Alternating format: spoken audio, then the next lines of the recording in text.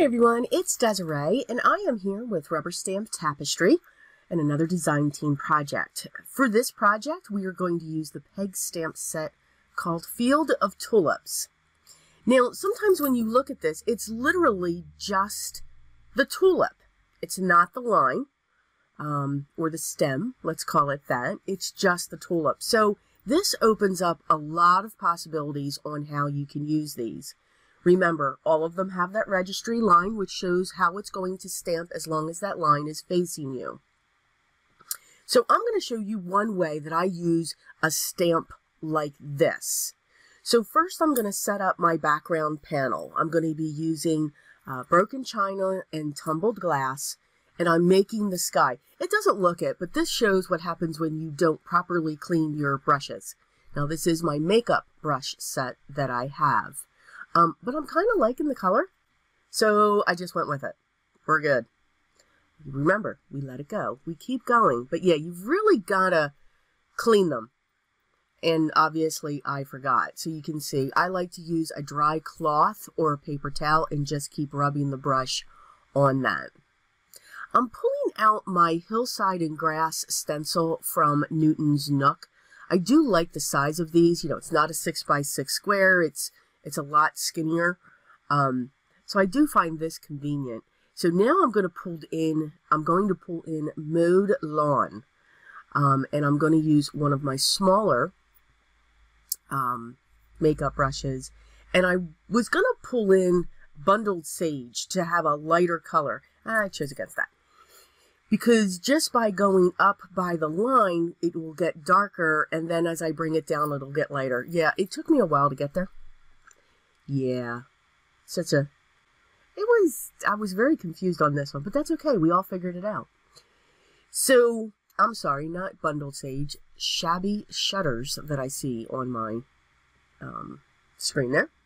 So now I flipped it and turned it. I made sure I cleaned the stencil so that the ink didn't smear on the panel, which I'm surprised I remembered that because I would have definitely forgot that one.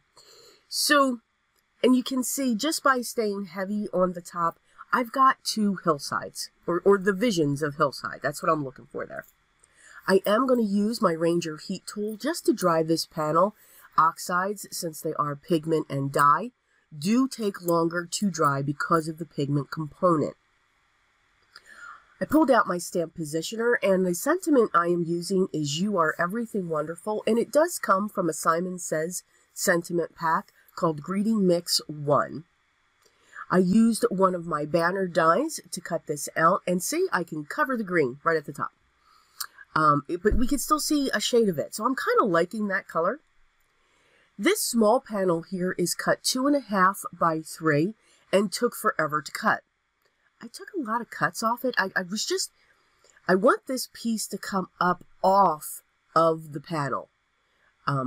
Really, what I wanted to do was just create a background pattern, but I didn't want to stamp on that. So then I pulled out my Ranger brushes. These are what I use if I just want a dusting of color for my oxides. And I'm using the same colors, the broken china and the mowed lawn. And you can see I'm going to have that image going on top of it. So again, I'm going to dry this because I promise we are going to get to the stamping of the image, which is coming up soon. So the colors that I'm going to use are from Desiree K. And of course I don't have that list in front of me. So I pulled out lighter shades. I pulled out Sweet Corn, Innocent Pink, Lovely Lavender, and Peach Bellini. So all I'm going to do is stamp the image. Now, I should have zoomed in, but I'll bring this up. So you can see you get 3 different images, but they're solid for the most part. I mean, they have that highlight line, which is really convenient. But for the most part, this is a nice size image with a lot of solid components to it. So I'm just going through and I'm going to stamp the images. And of course, I do go with odd numbers, so one more is going to come in to fill in that blank spot.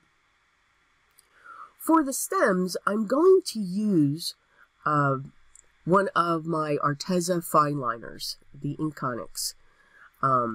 They come in many sets. So I chose one of the colors. I was testing it on white, but I got to remember when I'm going on this other panel, it has ink. So the color is going to change just a little bit. So I figured, okay, you know what? I need to change the color. So I'm coming in with a different green, and I'm making it a little sketchy. You know, I don't need it to be a straight line. Now, you can use anything that you want. You can use your alcohol markers. You can use your colored pencils. You know, whatever it is you would want to use. I just wanted to use a fine tip marker because then I'm going to add little flecks of or blades of grass within the green portion that I have on this card. So now, once those flowers dry, that's why I went into the stems and the leaves. Remember, the colors of the ink are going to draw back. But to give it shading, maybe you don't have finger daubers. Maybe you don't have, you know, little tiny sponges. I mean, you could use makeup sponges to put the darker color down. Or maybe you just have a select few colors of ink. If you get or if you have a set of colored pencils, now the colored pencils I'm using here are by Arteza. It's their 48 color set. That would be my cat jumping onto the table and scaring me. I'm so sorry.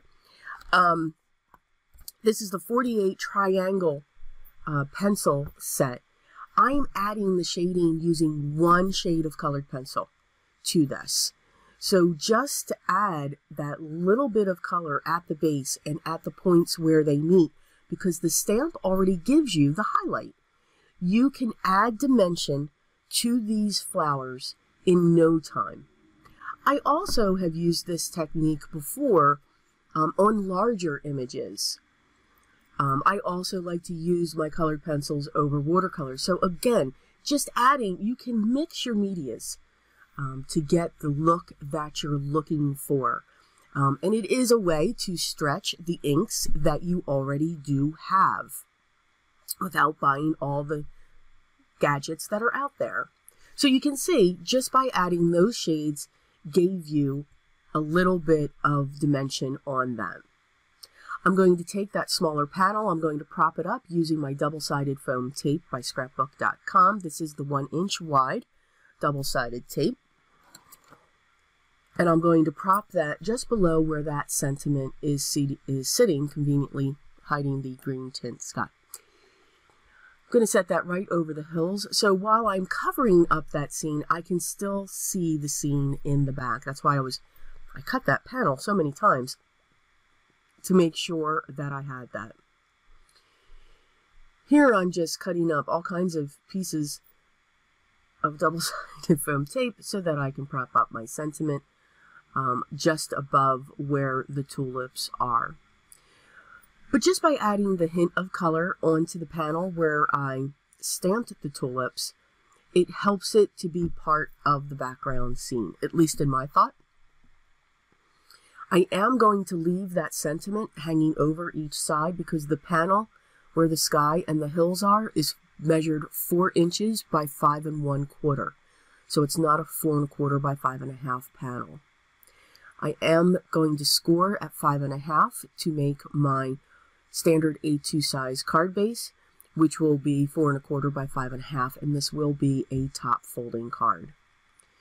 Using my liquid adhesive, I will put this in the center of the front, and that just creates my border to go right around that piece immediately.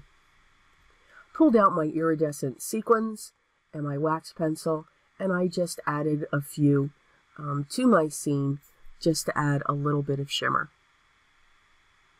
And that is our project for today. I do hope you enjoyed it. Again, I used the Field of Tulips Peg Stamp Set by Rubber Stamp Tapestry. As always, I will list all the products that I use down below in the video description, and if you have any questions, please make sure you leave those down below, and I'll get back to you as soon as I can.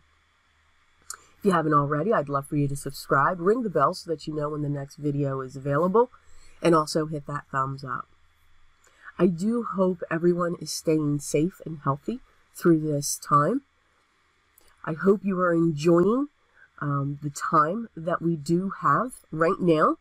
We can get into our craft rooms or our craft spaces and just be able to focus on something that makes us smile and something that we can give to others. Again, enjoy your day and always remember what's most important to me. Always be creative.